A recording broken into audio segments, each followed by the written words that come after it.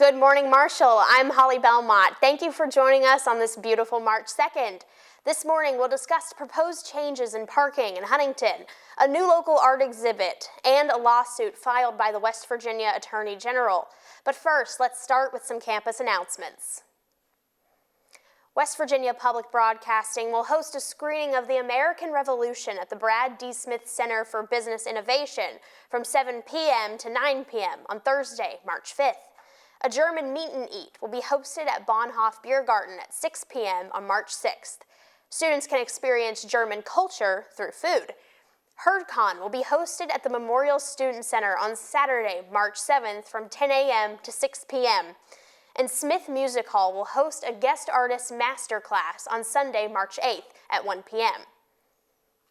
Now over to Roxy Leonard for a look ahead at the weather.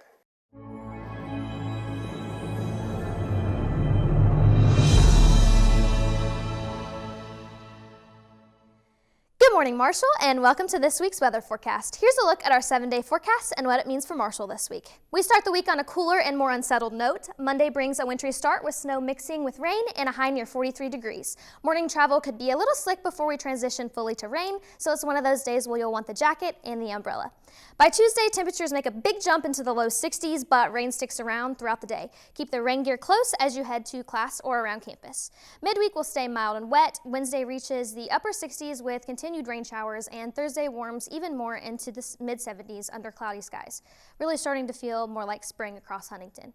The warming trend will continue into the end of the week. Friday climbs to 76 degrees with more rain in the forecast, so keep that umbrella handy from earlier in the week.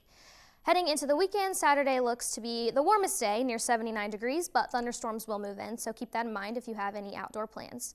We wrap up the weekend on Sunday with rain returning and highs near 72 degrees. Keep the rain gear close, but keep the sunglasses around too, just in case we squeeze in a little sunshine. That's your Good Morning Marshall weather forecast this week. A snowy start, a big warm-up, and a very rainy pattern as we head towards the weekend. Thanks so much for tuning in. I'm Roxanne Leonard. Back to you, Holly. Thanks, Roxy. Here's the latest in your local and campus news. City leaders are considering an increase in parking fines and stricter enforcement following a recent town hall meeting. Officials say the proposal would address ongoing parking concerns in Huntington, but some residents argue the increase goes too far. If approved, parking tickets would rise from $25 to $75. No final decision has been made at this time, and we'll keep you updated. Bean lovers, get ready. Hacks West Virginia is hosting an art event inspired by the plant-based protein, beans.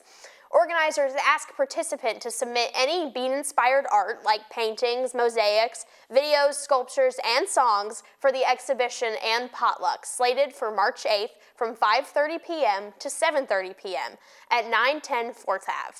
Hacks is a group of local artists who host monthly themed art exhibits downtown. West Virginia Attorney General J.B. McCuskey says he recently filed a lawsuit against Apple. McCuskey alleges Apple allowed its iCloud platform to be used for distributing and storing child sexual abuse material for years without taking action. McCuskey also says Apple failed to report that material, filing only 267 reports in 2023, while other companies like Google and Meta, he says, filed millions. Now, Nate Courtney is in with the sports spiel.